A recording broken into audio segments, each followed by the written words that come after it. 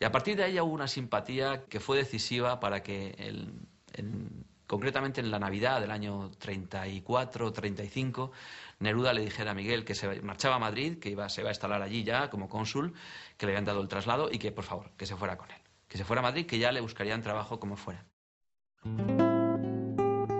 De regreso a Orihuela, a mediados de agosto, conoció a la que sería su mujer, Josefina Manresa, 5 años más joven que él.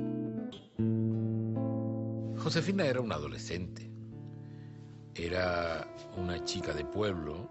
Ella era una costurera, trabajaba en un taller de costura, su padre era guardia civil y era una persona muy preocupada, lógicamente, en aquel ambiente del qué van a decir. Las chicas entonces eran de una pudibundez extraordinaria, de una restricción en cualquier manifestación amorosa. Entonces Miguel se enamora de ella, el primer enamoramiento que tiene Miguel. Ella no le hizo mucha gracia cuando le vio por primera vez, ¿no? Porque ella había oído en algunas ocasiones que estaba loco, que escribía, que hacía versos, que se bañaba en el río. Cuando estaba el agua congelada, rompía el agua para meterse dentro. Y ella todo eso que le habían contado, pues la tenía un poquito así como diciendo, uy, yo no me fío, que se fije en otra, ¿no? A mí no me gusta. Él como insistió muchísimo porque él se enamoró de ella a primera vista, rápidamente. Claro, con el tiempo pues se fue dando cuenta de que aquello que decían pues no era así. Y así comenzó ella su relación con Miguel Hernández, por lo menos lo que ella contaba.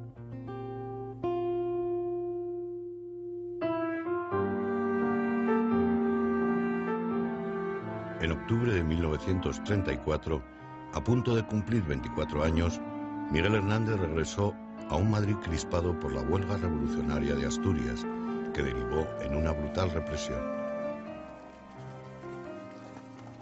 En este periodo, tomó contacto con la estética de la Escuela de Vallecas y uno de sus máximos exponentes, el pintor Benjamín Palencia, le prometió ilustrar su futuro libro de poemas El silbo vulnerado.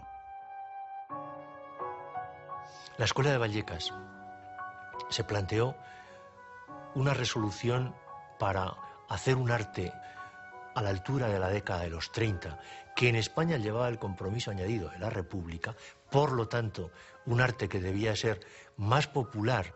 Era una especie de vuelta al compromiso, de neocasticismo, se enfrentaba a la Escuela de París.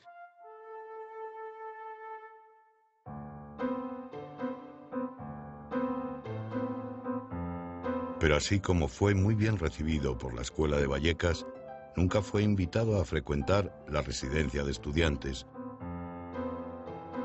Su aspecto rústico, de pana y alpargatas, no encajaba con la élite encorbatada de la residencia, más bien desagradaba. Josefina teme que me pueda pasar algo si me ven por Orihuela. Pero necesito estar con mis amigos y abrazar a mi familia. Quiero oler de nuevo los campos, ver las calles de mi pueblo. No me va a pasar nada. Ya he penado 4 meses en la cárcel. ¿Y de qué más me van a acusar a mí? ¿De escribir poesía?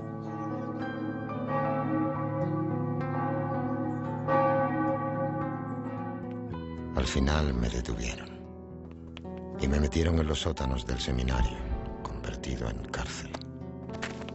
Fue el pata gorda, ese oficial del juzgado, el que me denunció. Mi padre no me ha venido a ver durante los 2 meses que he estado encerrado allí. Dice que yo me lo he buscado. Me llevan a Madrid. Me han formado un consejo de guerra acusado del delito de adhesión a la rebelión militar y me condenan a muerte. Me conmutan la pena por 30 años y 1 día. No quieren otro García Lorca. En febrero de 1935, Miguel Hernández volvió a Madrid con la intención de quedarse. Por invitación de sus amigos Carmen Conde y Antonio Oliver, con los que había intimado en Murcia cuando dirigían la Universidad Popular, se unió de inmediato al grupo de intelectuales que llevaban a cabo las llamadas misiones pedagógicas por los pueblos de España. Entre febrero y mayo, viajó con la misión por tierras de Castilla la Vieja, La Mancha y Andalucía, una experiencia que le dejó profundos sentimientos, como relata de una de sus incursiones. Como el viaje fue por los finales de abril, salí a cuerpo limpio para allá. El frío me cogió y tuve que pedir auxilio a la capa del alcalde en el primer pueblo, a la del maestro en el segundo, a la de un labrador en el tercero, a la de otro en el cuarto. En el último pueblo hicimos la segunda misión en pleno campo, proyectando el cine contra el muro de la iglesia. Era cosa de ver los labradores sentados sobre arados y carretas volcadas, la cigüeña de la torre asustada, los candiles con que alumbrarnos en la vara levantada de un carro, las estrellas temblando de frío por mí y yo envuelto en mi capa parda de un labrador.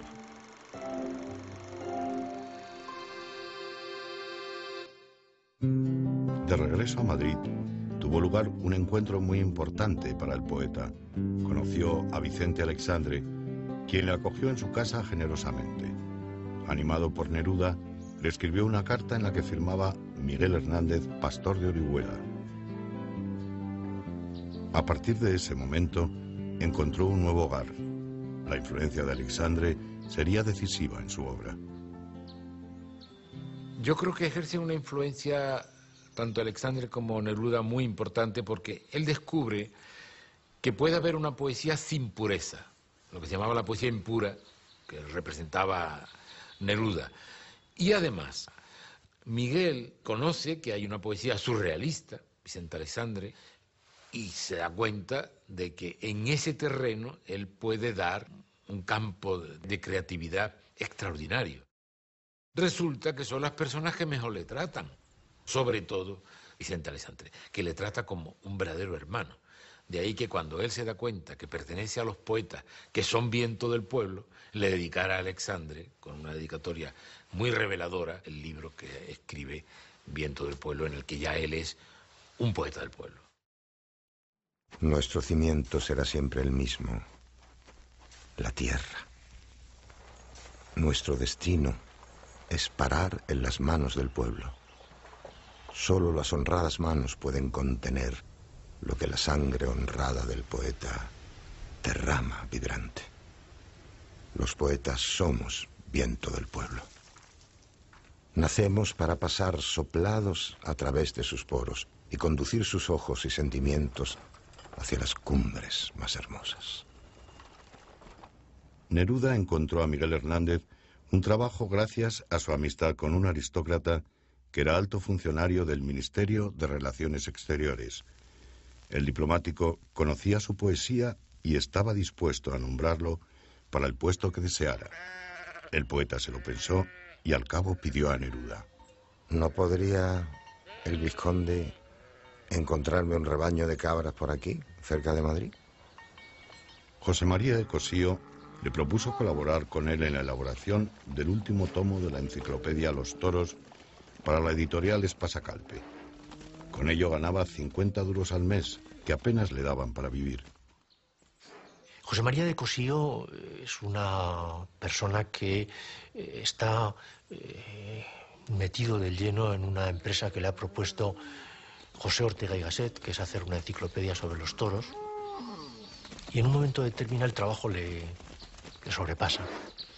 Y de su propio bolsillo contrata a Miguel Hernández para que le complete las biografías de determinados toreros. Entonces, cuando muchos de nosotros nos admiramos de esos maravillosos poemas taurinos de El rayo que no cesa, como El toro nacido para el luto, etcétera, etcétera, o la propia obra de teatro El torero más valiente, todo es consecuencia directa de la influencia de José María de Cosío.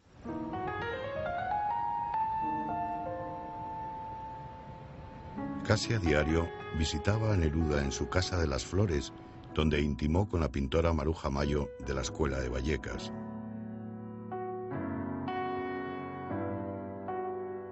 En los primeros días de verano comenzó un apasionado idilio con la artista, 8 años mayor que él y anterior musa de Rafael Alberti, que fue la que le inició en el sexo. Esto trajo el distanciamiento de su novia del pueblo, Josefina, con la que acabó rompiendo, e igualmente se apartó de sus creencias religiosas, alejándose también de su amigo Ramón Sige. Estoy harto y arrepentido de haber hecho cosas al servicio de Dios y de la tontería católica. Me dedico única y exclusivamente a la canción y a la vida de tierra y sangre adentro. Estaba mintiendo a mi voz y a mi naturaleza terrena. Este sentimiento de liberación quedó reflejado en su poema Sonreídme. Vengo muy satisfecho de librarme de la serpiente de las múltiples cúpulas. La serpiente escamada de casullas y cálices. Su cola puso acíbar en mi boca. Sus anillos verdugos reprimieron y malaventuraron la nudosa sangre de mi corazón. Vengo muy dolorido de aquel infierno de incensarios locos, de aquella boba gloria. Sonreídme. Él cuando llega a Madrid empieza a tomar contacto con una realidad que desconocía. Adquiere otra mirada. La realidad que la veía antes siempre a través de un tamiz religioso, porque era lo que se respiraba en su mundo. Sin embargo, poco a poco va a darse cuenta de que eso es la vida, de que ahí está la libertad, de que por qué vivir siempre constreñido. Y ese cambio ideológico tan fulminante que se va a producir en su vida a lo largo del año 35, que le va a acarrear pues distanciamiento de amigos, de su pueblo, de la novia, ese cambio va a ser lo que va a marcar el futuro del poeta. Ella lo pasó muy mal, lloró muchísimo y además ella no entendía por qué. Para ella no era lógico esto, ¿no? Siempre pensó pues que alguien había por ahí en medio. Porque yo recuerdo una vez que me dijo, hay un poema de Miguel Hernández que se titula Me tiraste un limón. Y el tema del limón fue un beso. Resulta que Miguel, pues, en un descuido que ella tuvo, le dio un beso. Pero le dio un beso en la mejilla. Y Josefina le pegó un bofetón. Ella creía que la ruptura de su noviazgo había sido por aquello. Porque él se enfadó muchísimo cuando le pegó la bofetada y dijo, yo creo que te has pasado, no es motivo suficiente para que me pegues una bofetada, porque es que te quiero tanto que es imposible poder sujetar mi boca. A finales de aquel año moría Ramón Sige a los 22 años. Aquello supuso un tremendo golpe emocional para Miguel, que le dedicó uno de sus poemas más hermosos, Elegía a Ramón Sige. En Orihuela, su pueblo y el mío, se me ha muerto como del rayo Ramón Sige, con quien tanto quería. Yo quiero ser llorando el hortelano de la tierra que ocupas y estercolas, compañero del alma, tan temprano, alimentando lluvias, caracolas y órganos, mi dolor sin instrumento. A las desalentadas amapolas daré tu corazón por alimento. Tanto dolor se agrupa en mi costado, que por doler me duele hasta el aliento. Quiero escarbar la tierra con los dientes. Quiero apartar la tierra parte a parte, a dentelladas secas y calientes. Quiero minar la tierra hasta encontrarte y besarte la noble calavera y desamordazarte y regresarte. La elegía a Ramón Sige, junto a 6 sonetos, salieron a la luz en enero de 1936, suscitando el interés del mismísimo Juan Ramón Jiménez, quien le dedicó un comentario en las páginas de El Sol. En el último número de la Revista de Occidente, publica Miguel Hernández, el extraordinario muchacho de Orihuela, una loca elegía a la muerte de su Ramón Sige y 6 sonetos desconcertantes. Todos los amigos de la poesía pura deben buscar y leer estos poemas vivos. El matrimonio Altolaguirre se había comprometido a editar su libro de poemas El rayo que no cesa, con más de 30